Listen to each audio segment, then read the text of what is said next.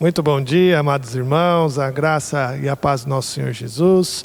Estamos reunidos mais uma manhã de domingo para aprender um pouco mais da palavra de Deus. Ainda estamos nesse formato digital, né?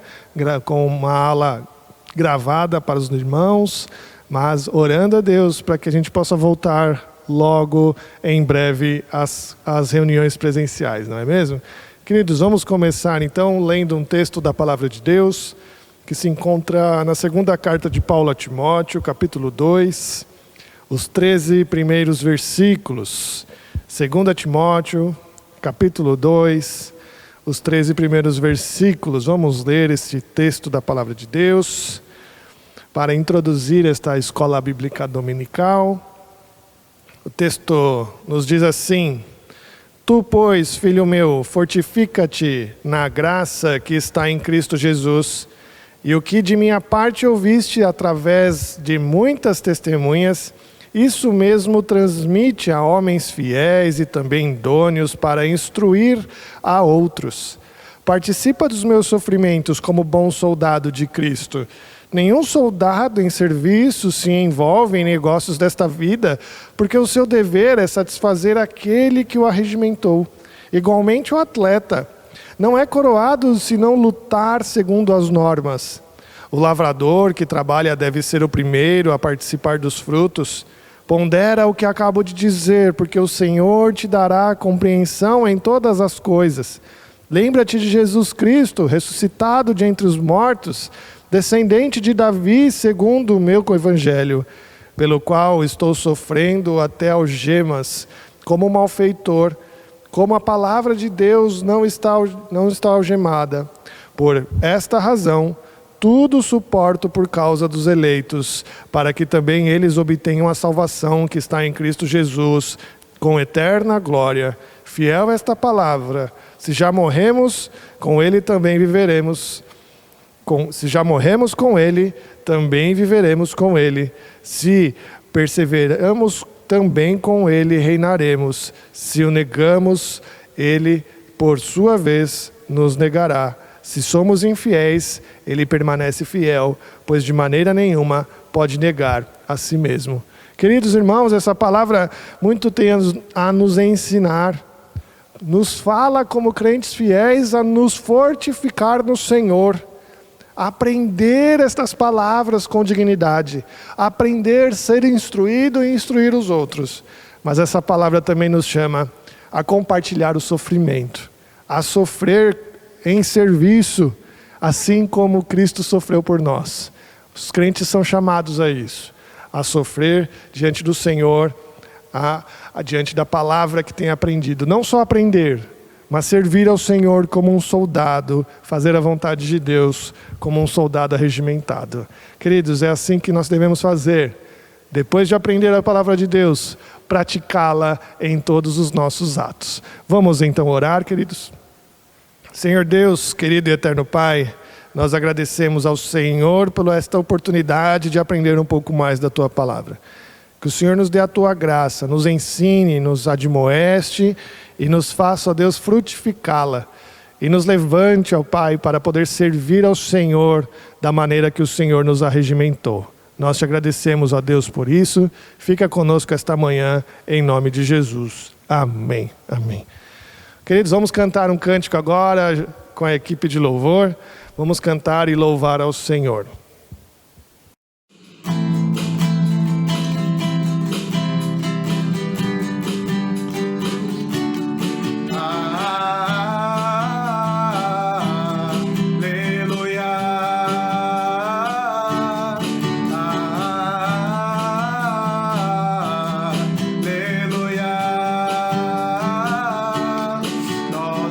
Deus soberano, Pai de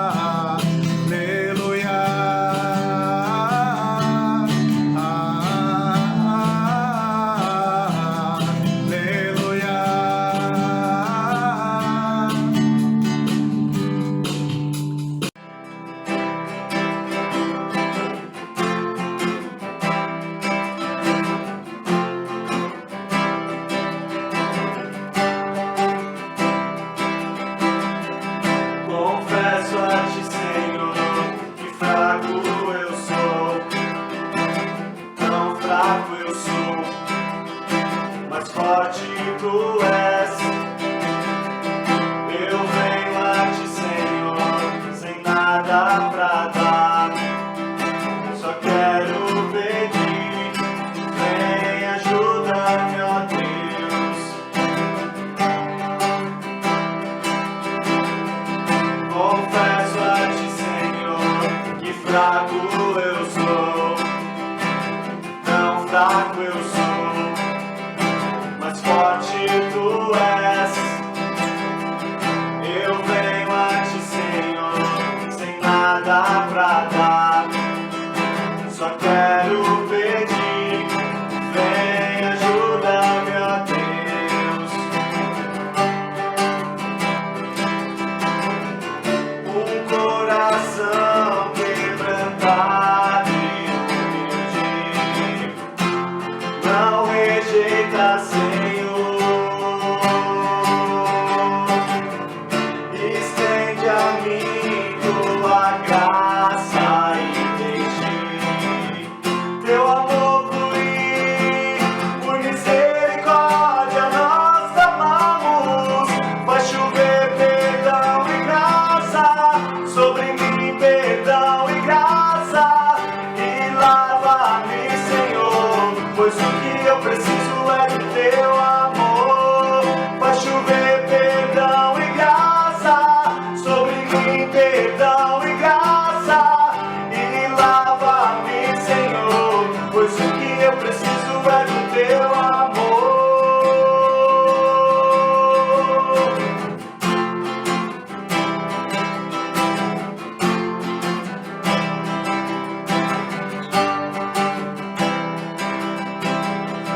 Confesso a ti, Senhor, que fraco eu sou, tão fraco eu sou, mas forte tu és.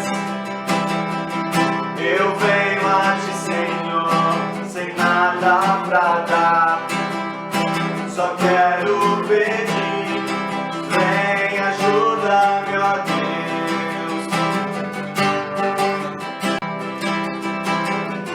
Um coração quebrantado e humilde, não rejeita, Senhor.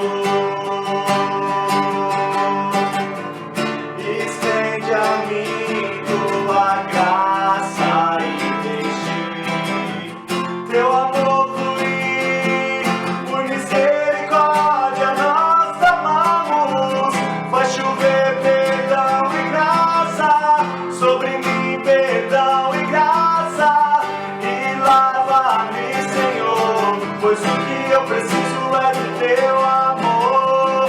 Faz chover perdão e graça sobre mim, perdão e graça, e lava-me, Senhor, pois o que eu preciso é do teu amor.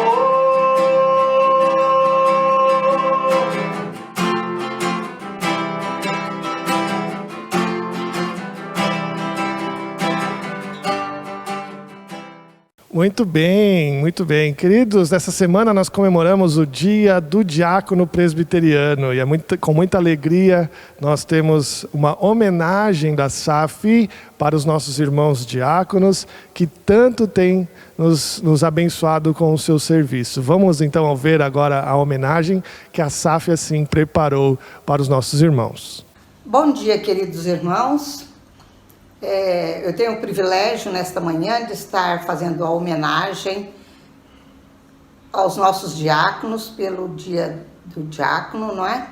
E agradecendo a SAF por ter me convidado para esta ilustre homenagem. Então eu quero ler primeiro Colossenses 3, 23. Tudo quanto fizerdes, faze-o de todo o coração, como para o Senhor e não para homens. Queridos diáconos, Deus os chamou a uma missão especial para fazerem parte da sua obra aqui na nossa igreja, Igreja Presbiteriana de Praia Grande. especialmente nesse tempo de pandemia, assistindo a todos os irmãos que necessitam da sua ajuda em todas as áreas. O que importa é que façam sempre o melhor e da melhor forma, pois estão fazendo para o próprio Deus, sendo ricamente abençoados pelo Senhor.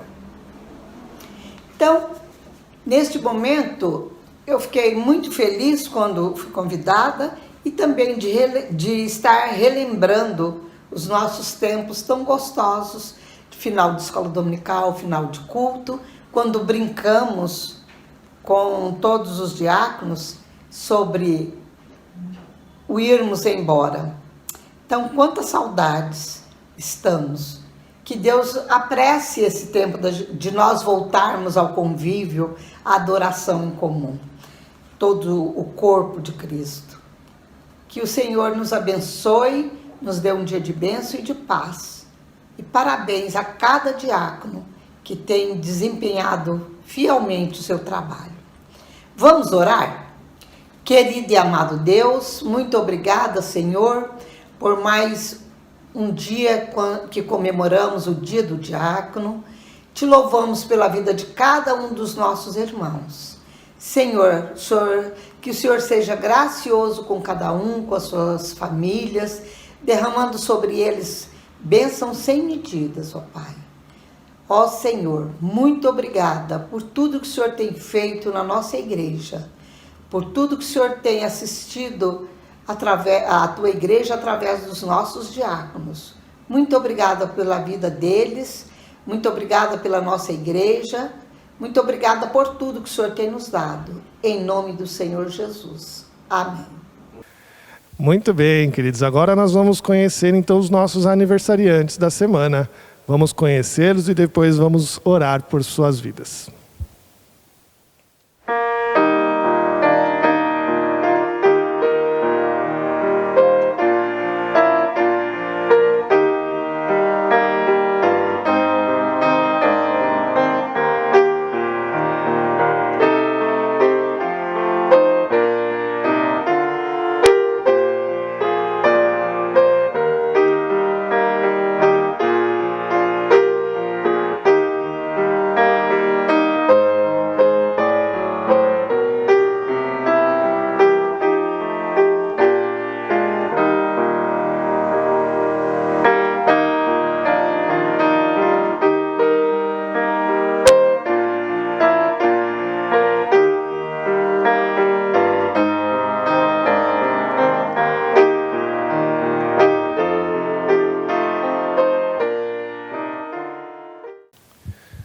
Vamos orar pelos nossos irmãos? Senhor Deus, querido e eterno Pai, nós agradecemos ao Senhor pela vida destes queridos irmãos. Que o Senhor os dê a tua graça, os fortaleça, os proteja e os guie, ó Pai, em todos os seus caminhos. Que o Senhor possa abençoá-los, fortalecer as suas famílias, dar saúdes a eles, ó Pai, guardá-los de todo mal. É o que nós te pedimos em nome e por amor de Jesus. Amém. Amém. Queridos, vamos para a nossa aula então, que será ministrada pelo pastor Nelson. Amém, até mais. Bom dia, irmãos, a graça e a paz do Senhor. Vamos a mais uma escola dominical. E hoje nós vamos tratar mais um daqueles assuntos que nós tratamos lá na nossa sala das doutrinas básicas da fé cristã. Hoje nós vamos falar sobre tentação. Tentação. A gente lá sempre brinca, né, que esse é um assunto dispensável, ninguém passar por isso. Mas isso é apenas uma brincadeira, porque na verdade todos nós estamos sujeitos e todos os dias, na verdade, nós experimentamos essa situação. Vamos orar a Deus e pedir que Ele nos conduza no nosso estudo.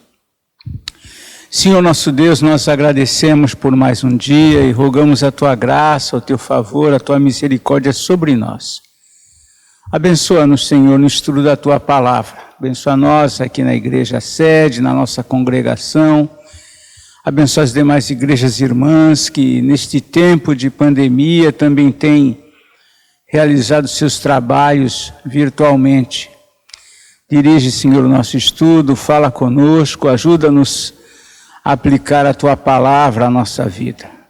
Cuida do Teu povo. Dirige-nos, por favor, te pedimos, em nome do Senhor Jesus. Amém. Mas vamos lá, nós vamos falar então sobre tentação. Sobre esse assunto, o primeiro ponto que nós queremos deixar claro é que o pecado é algo que sempre vai fazer parte da nossa vida enquanto nesta terra. O que é pecado? O pecado é tudo que desagrada a Deus. Independentemente da gravidade do ato ou menos gravidade, pecado é tudo que desagrada a Deus. E o homem é por natureza pecador.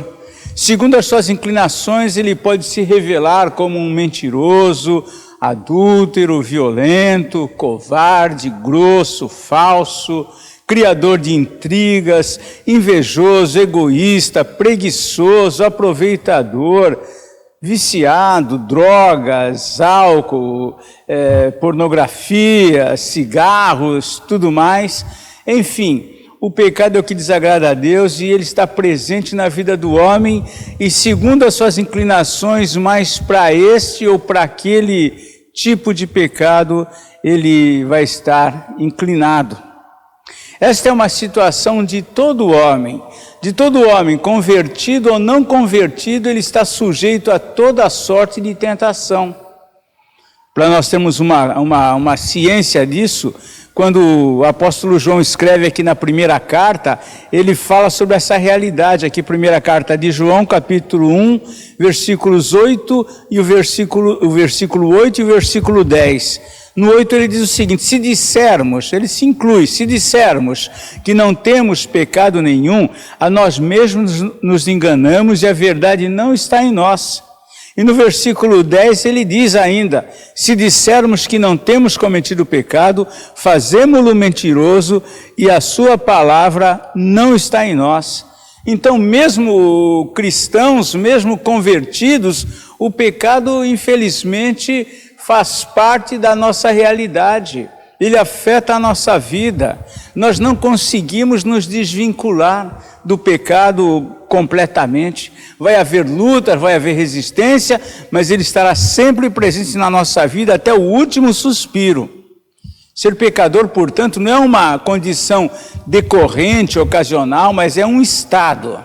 Nós nascemos nessa condição por conta do pecado de nossos primeiros pais. À luz das Escrituras, somente na glória, somente no reino dos céus, quando se estabelecerem, portanto, os novos céus e nova terra, somente nessa condição deixará de existir o pecado e tudo será perfeito. A questão, então, para nós, como cristãos, é como devemos agir em relação aos pecados enquanto nesta vida. Como reagir a isso? E uma coisa que nós entendemos que é importante para tratarmos essa questão é entendermos ou conhecermos que tipo de inimigos, quem são os inimigos que nós enfrentamos para resistir à tentação. Dentro desse tema, nós falaremos de 3 adversários que enfrentamos durante a nossa vida. O primeiro deles trata-se de Satanás. Satanás, já no Éden, o homem se deparou com este terrível inimigo. Já no paraíso, ele já estava lá. Na Bíblia, há aproximadamente 30 nomes referentes a ele. E cada um desses nomes dados a ele revela um lado da sua personalidade. Nós encontramos, por exemplo, como serpente, dragão, ladrão, lobo, adversário, acusador, sedutor, pai da mentira e até mesmo anjo de luz. À luz de alguns textos, nós podemos entender que Satanás era um ser angelical, criado antes dos céus e da terra, e experimentou grande destaque em meio à criação angelical. Experimentou grande destaque, ele era cheio de sabedoria. Nós tiramos essas informações da Bíblia. Segundo estudiosos, alguns textos, mesmo sem falar que é dirigido a ele diretamente, nós interpretamos, nós compreendemos claramente que se trata acerca desse personagem. Um desses textos se encontra lá em Ezequiel, capítulo 28, versículos 11 a 17. Vemos aqui que nesse texto Ezequiel está tratando aqui acerca do rei de Tiro. Mas diz assim a palavra aqui, Ezequiel 28, 11 a 17. Veio a minha palavra do Senhor dizendo: Filho do homem, levanta uma lamentação contra o rei de Tiro e diz-lhe: Assim diz o Senhor Deus, tu és o sinete da perfeição, cheio de sabedoria e formosura. Estavas no Éden, jardim de Deus, de todas as pedras preciosas te cobrias, o sárdio, o topázio, o diamante, o berilo, o ônix, o jaspe, a safira, o carbúnculo e a esmeralda. De ouro se te fizeram os engastes e os ornamentos. No dia em que foste criado, foram eles preparados. Tu eras querubim da guarda, ungido, e te estabeleci. Permanecias no monte de Deus, no brilho das pedras andavas. Perfeito eras nos teus caminhos, desde o dia em que foste criado, até que se achou iniquidade em ti. Na multiplicação do teu comércio se encheu o teu interior de violência e pecaste, pelo que te lancei, profanado, fora do monte de Deus, e te farei perecer, ó querubim da guarda, em meio ao brilho das pedras. Elevou-se o teu coração por causa da tua formosura, corrompeste a tua sabedoria por causa do teu resplendor. Lancei-te por terra, diante dos reis te pus, para que te contemplem. Então nós vemos claramente aqui que quando ao falar do rei de Tiro, o profeta aqui começa a descrever alguém que é muito além desse rei que governava a nação de Tiro. Trata-se aqui de um ser diferente, sinete da perfeição e formosura, cheio de sabedoria, que na verdade por conta de todo o seu resplendor, o seu coração se elevou. E aí então vem toda essa disciplina de Deus. Então vemos aqui um texto que fala acerca desse personagem. Sabemos ainda que Satanás almejou tomar o lugar de Deus. Agora já é Isaías que trata acerca dessa realidade. Isaías que tratava acerca do reinado de Babilônia. No entanto, ele começa a falar de uma maneira que nós percebemos que não se trata aqui em absoluto, não se trata de uma maneira objetiva do rei de Babilônia. Mas vejam esse texto aqui, Isaías capítulo 14, versículos 12 a 14. O profeta diz o seguinte: como caíste do céu, ó estrela da manhã, filho da alva, como foste lançado por terra, tu que debilitavas as nações. Tu dizias no teu coração: eu subirei ao céu, acima das estrelas de Deus exaltarei o meu trono, e no monte da congregação me assentarei nas extremidades do norte. Subirei acima das mais altas nuvens e serei semelhante ao Altíssimo. É claro que não se trata aqui de uma palavra referente a um rei terreno, mas alguém muito mais elevado do que isso.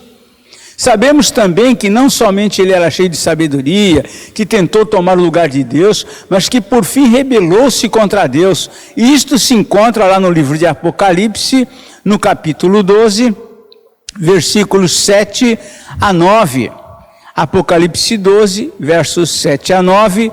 João, que recebeu aqui a visão do livro de Apocalipse, escreve o seguinte, a partir do verso 7 do capítulo 12 de Apocalipse: houve peleja no céu, Miguel e os seus anjos pelejaram contra o dragão, também pelejaram o dragão e seus anjos, todavia não prevaleceram, nem mais se achou no céu o lugar deles, e foi expulso o grande dragão, a antiga serpente, que se chama Diabo e Satanás, o sedutor de todo o mundo. Sim, foi atirado para a terra, e com ele os seus anjos.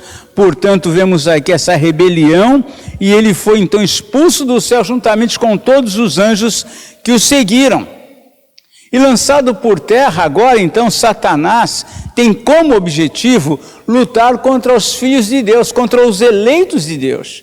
É isso que também João declara aqui no versículo 17 desse mesmo capítulo de Apocalipse, quando diz, ele vem aqui toda uma história antes, o dragão persegue a mulher, referindo-se aqui ao nascimento de Jesus, aí diz aqui no verso 17, irou-se o dragão contra a mulher e foi pelejar contra os restantes da sua descendência.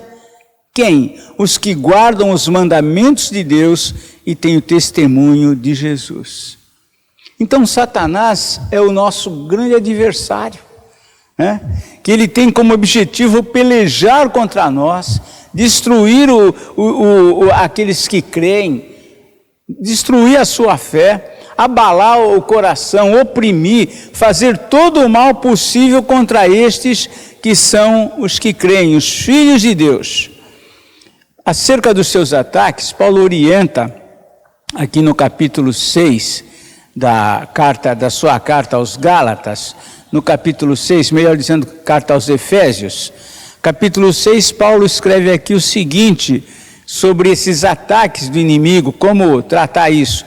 A partir do verso 10 do capítulo 6 de Efésios diz assim, quanto ao mais, sede fortalecidos no Senhor e na força do seu poder, revestivos de toda a armadura de Deus para poderdes ficar firmes contra as ciladas do diabo, porque a nossa luta não é contra o sangue e a carne, e sim contra os principados e potestades, contra os dominadores deste mundo tenebroso, contra as forças espirituais do mal nas regiões celestes.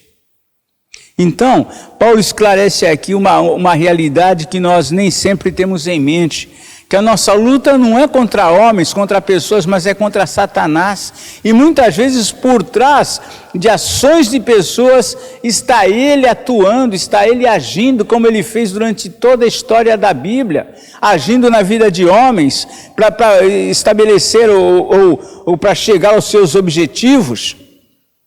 Ainda nós vemos sobre isso, podemos nos lembrar aqui de como ele agiu na vida de Davi, incitou Davi a levantar um censo que não deveria e veio castigo sobre o povo.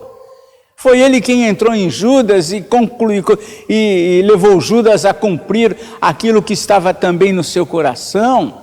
Foi ele que agiu na vida de Ananias e de Safira, mentindo contra Deus. Enfim, ele tem agido. Ele age em todo lugar, ele age dentro da igreja, agiu em meio aos apóstolos. Por vezes Pedro sofreu os ataques de Satanás de uma forma declarada.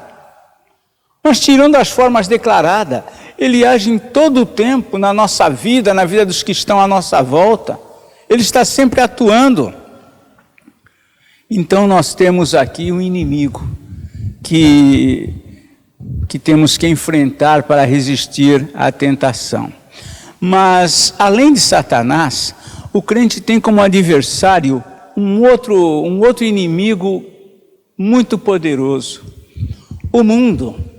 A partir do novo nascimento, nós continuamos vivendo nessa terra, nós continuamos vivendo neste mundo, mas já não pertencemos a ele, pois nós fomos revestidos de uma nova natureza. Entretanto, isso não resolve a questão. Ainda que nós não pertençamos a este mundo, e é Jesus quem afirma isso, Jesus mesmo afirmou lá na sua oração sacerdotal, em João 17, versículo 16, dizendo, eles não são do mundo como também eu não sou. Jesus dirigiu uma oração ao Pai e menciona essa realidade, que nós não somos do mundo como ele também não era. Quando Paulo escreve na sua carta aos Filipenses, ele escreve lá no capítulo 3, versículo 20, que a nossa pátria está no céu. Esta não é a nossa pátria, nós estamos aqui de passagem, somos forasteiros, mas por mais que a nossa mente compreenda essa verdade, na prática, nós estamos totalmente ligados ao mundo. O mundo nos atrai, o mundo nos seduz.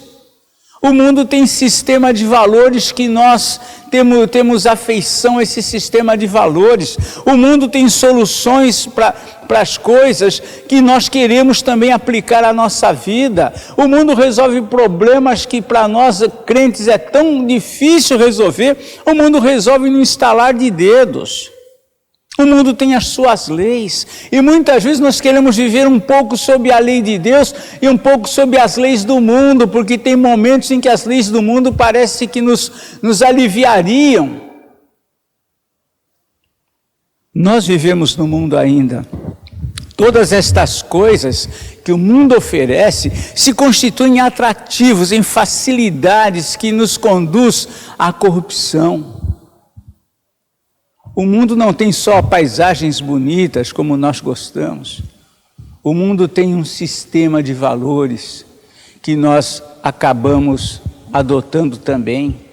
Um sistema de leis que nós ocasionalmente queremos fazer uso dela, queremos fazer uso dela. Tudo isso tem levado cristãos à corrupção, de todo tipo, cristãos de todo naipe, quer oficiais de igreja, membros comuns, pastores. O mundo exerce um atrativo muito grande, apesar de nós não sermos mais deste mundo. Por isso que João, também na primeira carta de João, aqui ele, ciente destas coisas, ele adverte aos crentes, ele adverte o seguinte aos cristãos: não ameis o mundo nem as coisas que há no mundo. Isso é muito difícil, porque nós temos uma afeição muito grande por muitas coisas no mundo. Mas aqui a advertência é: não ameis o mundo nem as coisas que há no mundo. Se alguém amar o mundo, o amor do Pai não está nele. Se nós amamos as leis do mundo, ou se nós amamos as soluções, os valores que o mundo tem, nós precisamos tomar cuidado. João está colocando aqui que essa postura vai contra o amor de Deus, vai contra a nossa relação com Deus. Se nós amamos o mundo, o amor do Pai não está em nós. E ele continua: porque tudo que há no mundo, a concupiscência, ou seja, a inclinação da carne, a concupiscência dos olhos e a soberba da vida, não procede do Pai, mas procede de Deus. Estas coisas não vêm, mas procede do mundo, quero dizer aqui no final do verso. Essas coisas, portanto, não devem ter a nossa afeição. A nossa inclinação para essas coisas devem ser combatidas. Porque tudo que há no mundo, a inclinação da nossa carne, a inclinação dos nossos olhos, os nossos olhos amam tanto essas coisas, acabam trazendo isso para a nossa soberba, para a nossa arrogância, a soberba da vida. Tudo isso não procede de Deus. Mas João dá também estímulo para que nós resistamos a isso. Ora, o mundo passa, bem como a sua concupiscência, as inclinações do mundo, essas coisas passam. Aquele, porém, que faz a vontade de Deus permanece eternamente. Então nós vemos aqui o mundo como sendo um grande adversário para nós. Satanás nos ataca, o mundo nos atrai, Satanás se utiliza do mundo e mexe com a nossa vida. Vemos cristãos afastados de Deus porque amam o mundo, vemos cristãos afastados da igreja porque o mundo em algum aspecto está tomando o lugar no seu convívio social, nas suas relações, nos seus valores. Muitos estão enchendo o coração com as coisas do mundo e esvaziando das coisas de Deus. Muitos cristãos têm mais coisas do mundo no coração do que as coisas de Deus. Então o mundo exerce toda essa influência, esse atrativo sobre o homem, sobre todos, mas o cristão não é isento destas coisas. Mas além de Satanás, além do mundo que temos como adversário no que diz respeito à tentação, nós temos também um outro adversário tão perigoso quanto todos estes, que é a carne. A grande dificuldade é que este inimigo se encontra dentro de nós. Temos por esse inimigo um grande apreço. Dizer não a esse inimigo, que é a nossa carne, dói em nós. Não gostamos de magoar esse inimigo. É um inimigo. Deveríamos lutar contra ele, mas nós não gostamos de magoá-lo. Por quê? Porque ele é o nosso eu. Satanás encontra no nosso eu, na nossa carne, uma parceria muito especial para nos conduzir a pecar contra Deus. Satanás faz grande parceria com a nossa carne. A nossa carne se interpõe em nosso serviço a Deus. Ela atua contra as coisas de Deus. Por natureza, na nossa natureza pecadora, não agrada ao nosso coração de um modo como deveria. Nós nos sacrificamos muito mais pelas coisas do mundo do que pelas coisas de Deus. Renunciamos muito mais às coisas de Deus do que às coisas do mundo. A nossa carne se interpõe nesse serviço, ela nos estimula a atitudes que não agradam a Deus, atitudes de vingança. A carne, ela toma muitas vezes, aparentemente, ela age em nosso favor, mas é apenas aparentemente, porque quando age em nosso favor, está agindo contra Deus. A nossa carne não aceita quando alguém nos repreende, o nosso eu se magoa com isso, se defende disso, não aceita, justifica os nossos erros. Só que quando faz isso, não está agindo como um anjo, mas sim como um adversário, como inimigo, nos impedindo de chegarmos ao arrependimento, nos impedindo de vermos de fato o quanto nós estamos errando. Nosso eu ou a nossa carne nos impele a buscar a felicidade a qualquer custo. Muitas vezes o cristão abre mão de valores de Deus, abre mão da palavra de Deus para seguir a sua vontade, o seu eu, aquilo que a sua carne deseja. A carne exerce grande poder sobre nós. Existe uma figura antiga que era de um trono e dentro de um coração, e nesse trono que está ali dentro do coração deveria estar Deus, mas muitas vezes está apenas o nosso eu, reinando, governando, dominando.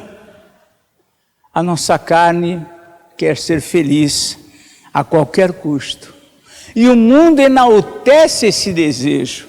O mundo enaltece essa busca de felicidade a qualquer custo. O mundo estimula isso através das filosofias, das ideologias. O problema é que lutar contra esse inimigo que é a nossa carne significa lutar contra nós mesmos.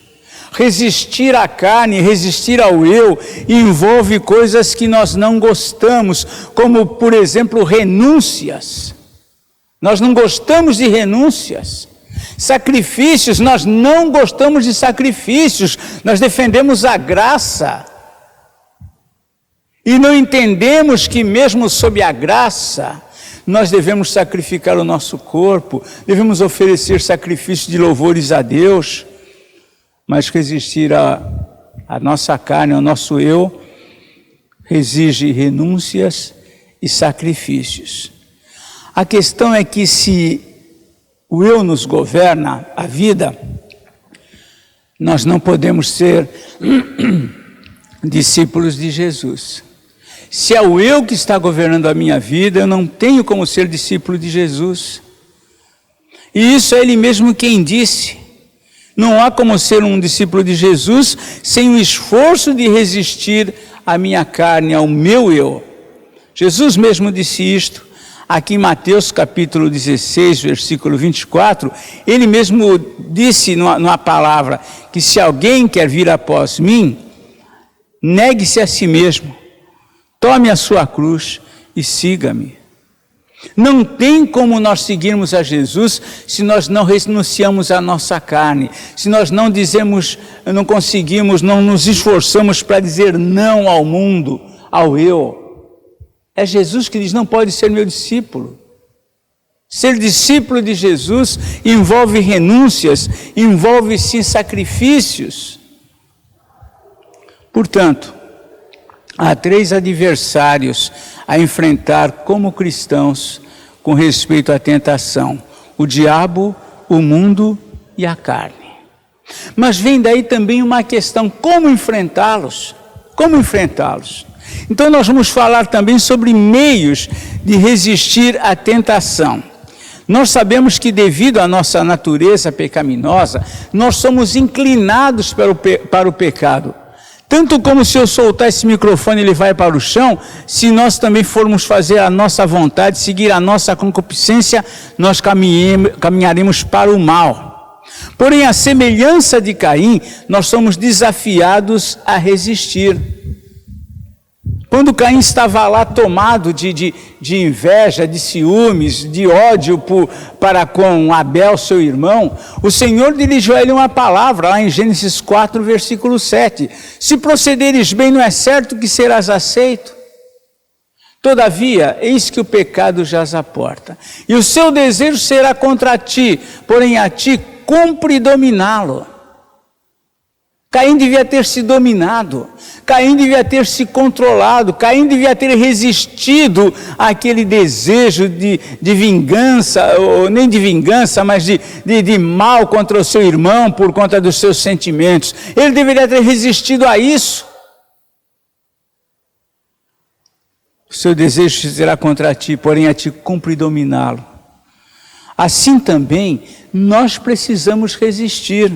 Nós temos esse desafio, somos desafiados a resistir ao pecado, a suportar as tentações, ou seja, ainda que o diabo nos ataque, que o mundo nos atraia, que a carne seja fraca, a responsabilidade com respeito ao pecado é sempre nossa e cumpre a nós resistirmos.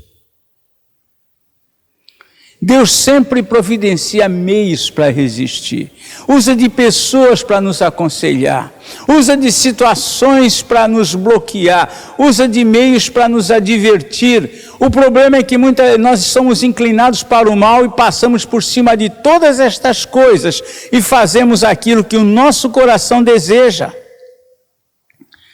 Na primeira carta de Paulo aos Coríntios, Paulo escreve um texto fabuloso sobre essa situação. Ele escreve aqui em 1 Coríntios 10, versículo 13. Não vos sobreveio tentação que não fosse humana, mas Deus é fiel e não permitirá que sejais tentados além das vossas forças. Pelo contrário, juntamente com a tentação, vos proverá livramento de sorte que a possais suportar. Ninguém tem desculpas por cair sob a força da tentação. Portanto, nós é que temos que resistir. Tiago também aqui na sua carta, capítulo 1, versículo 13 em diante, ele diz assim: ninguém ao ser tentado diga sou tentado por Deus, porque Deus não pode ser tentado pelo mal e ele mesmo a ninguém tenta, ao contrário, cada um é tentado pela sua própria cobiça quando esta o atrai e seduz. Nós então precisamos tomar posições para resistir à tentação. E as Escrituras nos apontam alguns meios pelos quais nós podemos tomar posição e nos esforçar para resistir a elas. Primeira delas, nós podemos aprender aqui com Pedro. Pedro foi alguém que, quando nós lemos a história de Pedro, aqueles que conhecem bem a sua história, sabe o quanto Pedro, por conta da sua impetuosidade, por conta da sua personalidade, como muitas vezes ele acabou cometendo erros. E Satanás tirou proveito disso na vida dele, levando ele a algumas situações difíceis. E olha o que Pedro nos orienta já no final da sua vida, já experiente.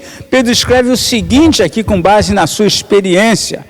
Em 1 de Pedro, capítulo 5, versículos 8 e 9, ele diz assim: sede sóbrios e vigilantes. O diabo, o vosso adversário, anda em derredor como leão que ruge, procurando alguém para devorar. Resistirem firmes na fé, certos de que sofrimentos iguais aos vossos estão se cumprindo na vossa irmandade espalhada pelo mundo.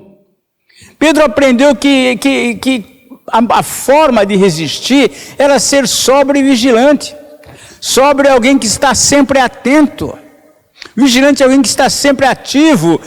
Esses dois elementos devem estar presentes na vida do cristão para ele não ceder aos ataques do diabo, para ele perceber as ações do diabo. E ele fala assim: o diabo, vosso adversário, anda em derredor como um leão, está sempre em volta para nos destruir, para nos fazer mal, para nos oprimir, para nos levar ao pecado, para nos causar as tristezas, para atacar assim como um leão.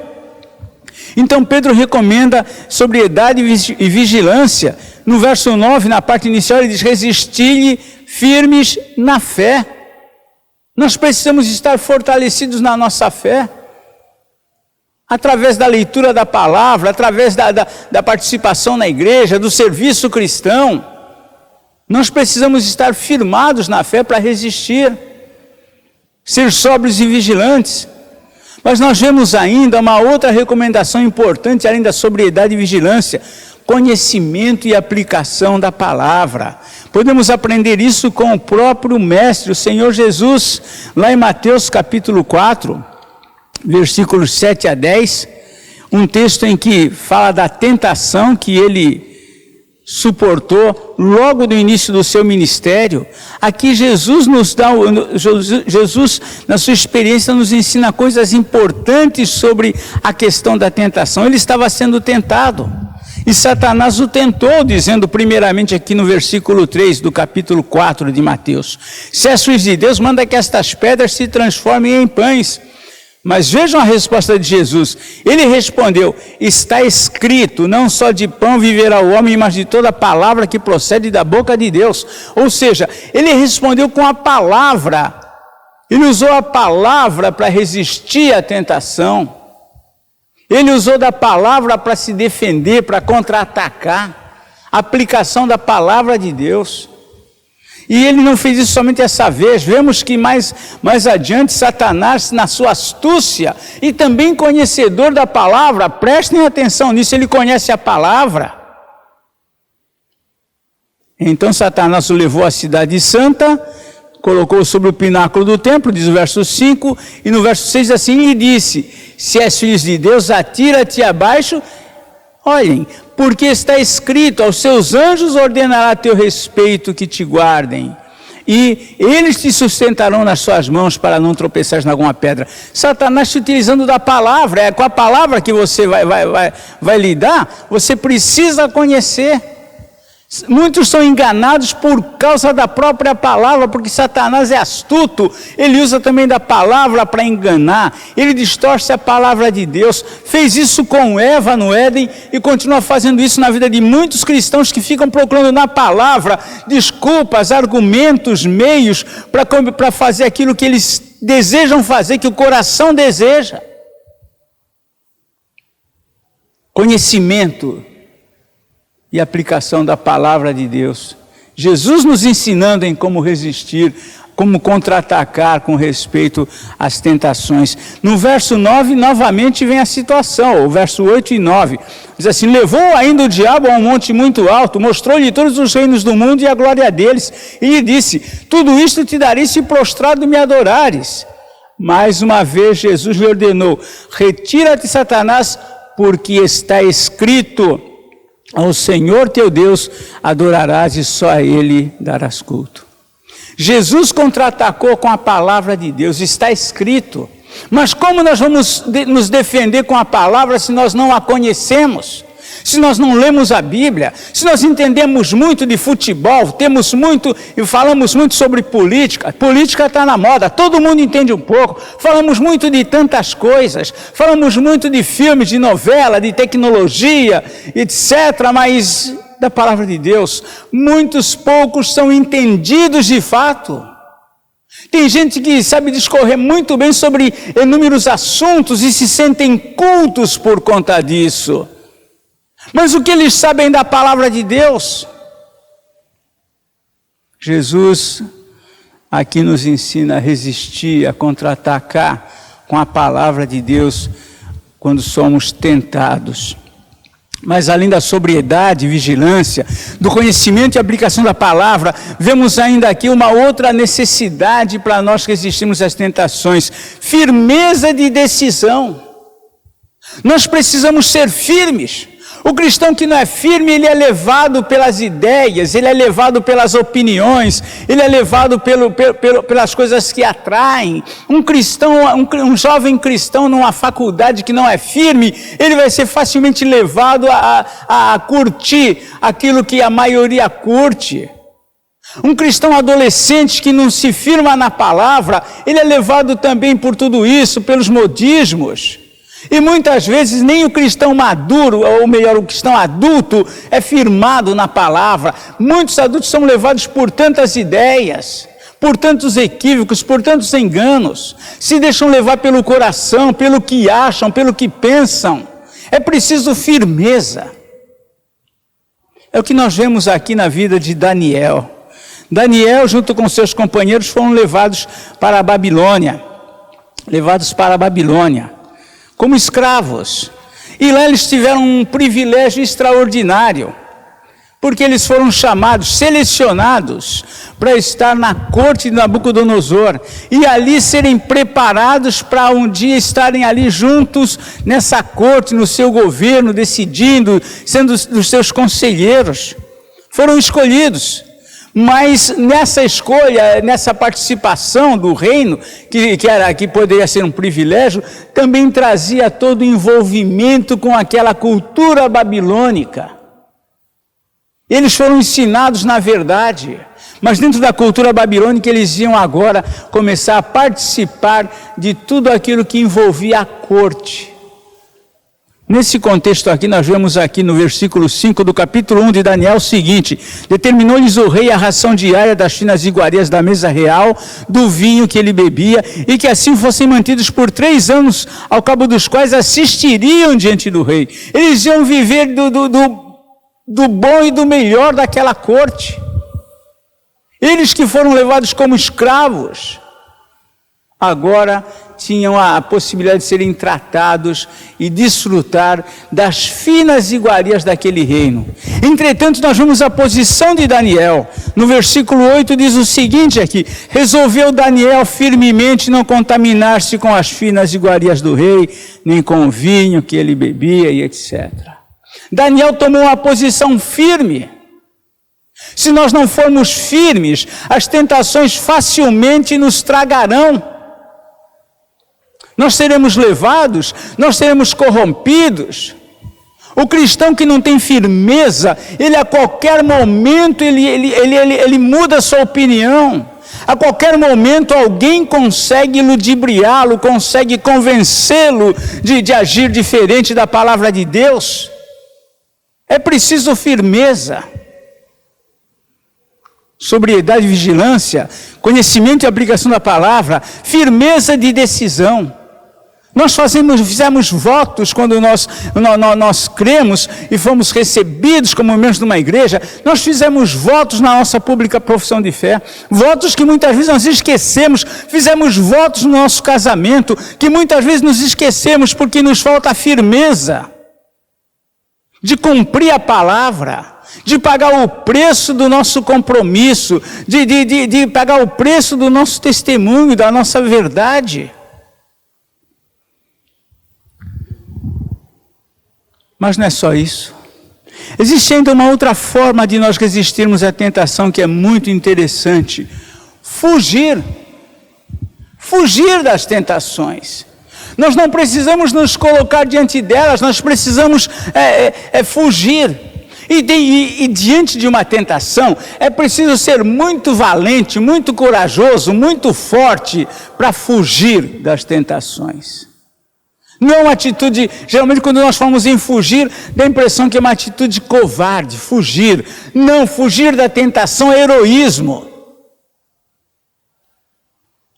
Foi o que fez José. Lá no capítulo 39 de Gênesis, conhecemos bem a história. A mulher de Potifar, comandante do exército do Egito, a mulher de Potifar pôs os olhos sobre José. que diz a palavra, era um moço, era um jovem. Ele estava naquele país sozinho, não tinha que prestar conta a pais, a irmãos, a família, ele estava ali como um escravo, que podia simplesmente tirar proveito de tudo aquilo. Ele não tinha que prestar conta a ninguém da sua família ali, mas ele tinha consciência que tinha de prestar contas a Deus. E essa mulher que dava em cima dele, diz aqui o versículo 10, falando ela a José todos os dias essa mulher dirigia um gracejo, uma palavra provavelmente, uma atitude, um gesto de provocação, todos os dias. Para muitos, infelizmente, não precisa tanto para se entregar à tentação, para se entregar a esse tipo de convite. Mas ela todos os dias fazia isso. E diz aqui, ele não lhe dando ouvidos para se deitar com ela e estar com ela. Era isso que ela queria. E ele resistia, ele dizia não, e se esquivava. Até que um dia, então, ela preparou uma situação. Chegou um dia que ele chegou lá no trabalho, lá na casa, onde ele atendia, na casa de Potifar, provavelmente, não tinha nenhum serviçal, não tinha ninguém, mas estava a mulher de Potifar. E aqui diz o seguinte no verso 12, então ela o pegou pelas vestes e lhe disse, deita-te comigo. Ele, porém, deixando as vestes na mão dela, saiu, fugindo para fora. Ele fugiu. Nós precisamos também, irmãos, aprender e nos esforçar para fugir das tentações, fugir das coisas que tentam nos afastar de Deus. José tinha em mente que o seu pecado não era ali contra Potifar, etc., mas era contra Deus, e nós por vezes perdemos isto de vista e não fugimos. Isso é para mim, é para todos nós. Paulo orienta também Timóteo, seu querido discípulo e filho espiritual Timóteo, na sua última carta. Paulo já estava velho, já estava sabendo que estava próximo o seu fim, mas ele adverte aqui a Timóteo, na segunda carta, no capítulo 2, versículo 22, ele adverte também a Timóteo a utilizar desse meio com respeito às tentações. Eles aqui no início do verso 22, do capítulo 2 da segunda carta ao Timóteo, foge outrossim das paixões da mocidade, segue a justiça, a fé, o amor, a paz, com os que de coração puro invocam ao Senhor. Foge outrossim das paixões da mocidade. Paulo sabia que não era algo fácil. Como fugir de uma paixão? Paixão é algo que nos atrai, é uma atração muito forte. É uma atração que nos consome, é uma atração que toma conta da nossa mente, do nosso coração, altera os nossos valores, enfim. Mas Paulo diz, foge. A nossa tendência é nos render às paixões. Mas Paulo diz para Timóteo, foge das paixões. Isso não é só para Timóteo, que era jovem. Tem muitos adultos que precisam fugir das suas paixões. E não são paixões só no sentido amoroso, mas paixões por coisas, por objetos, paixões por elementos que tão somente nos afastam de Deus, tão somente tomam conta do nosso coração, acabam ocupando um lugar que é lugar de Deus. Essas paixões vão prevalecendo. Paixão é sempre algo muito perigoso. Mas além de sobriedade e vigilância, conhecimento e aplicação da palavra, firmeza de decisão, fugir das tentações, mais um elemento é importante, nós vamos encerrar com este. Está lá em Tiago, capítulo 4, aqui, como se fosse, como nós diríamos aqui, uma receita, né? Tem pessoas que gostam de receita. Então aqui tem uma receita, por assim dizer, para nós resistirmos ao diabo e para que ele fuja de nós. Diz aqui o capítulo 4, versículo 7 de Tiago: sujeitai-vos, portanto, a Deus, mas resisti ao diabo e ele fugirá de vós. Sujeição a Deus. Não tem como nós resistirmos ao diabo se nós não somos sujeitos a Deus. Tem gente que quer resistir ao diabo, mas não se sujeita a Deus.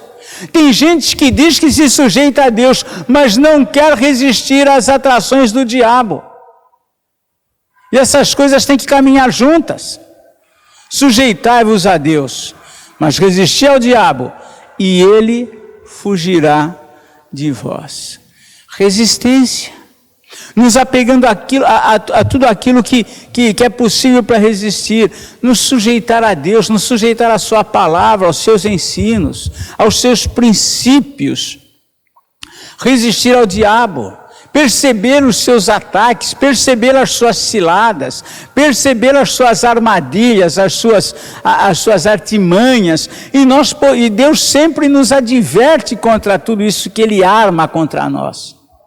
Nós vimos lá na primeira carta aos Coríntios, quando Paulo diz que não passamos por nenhuma tentação que não fosse humana, mas que Deus, juntamente com a tentação, Ele provê o livramento, o conselho, uma palavra, acende uma luzinha dizendo: algo está errado nessa direção, presta atenção. Nós precisamos aprender a nos sujeitar a Deus. Nós precisamos aprender a resistir ao diabo. E essa conta, sujeição a Deus, resistência ao diabo, é igual à fuga dele de nós. É assim. Enfim, como nós temos nos saído quanto a este assunto? Só você sabe. Só cada um de nós sabemos, e Deus também sabe, como nós temos reagido com respeito às tentações. Que posição nós temos tomado em relação a elas. Se temos caído. Se temos caído, como temos reagido. Só Deus conhece o nosso coração. Mas o nosso desejo para todos, e para mim mesmo, é que a gente resista às tentações. Que nós, em Cristo, nos esforcemos cada dia mais para resistir ao mal que tenazmente nos assedia. Que Deus nos abençoe, que Deus nos ajude em tudo isto. Vamos orar a Deus? Senhor nosso Deus, nós te agradecemos, Pai, pelo dia de hoje mais uma vez. E rogamos que nos ajudes, Senhor. Nos ajudes nessa área que é tão difícil, que afeta a criança, o adolescente, o jovem, o adulto, o idoso. Afeta todo ser humano, Pai. Afeta o teu povo. E nós vemos pela tua palavra quantas vezes o teu povo sucumbiu diante das tentações. Livra-nos do mal, Senhor. Protege-nos, guarda-nos. Ensina-nos a resistir. Ensina-nos a reagir a estas coisas. Ensina-nos, Pai, uma vez que caímos, nos ajude a nos erguer novamente.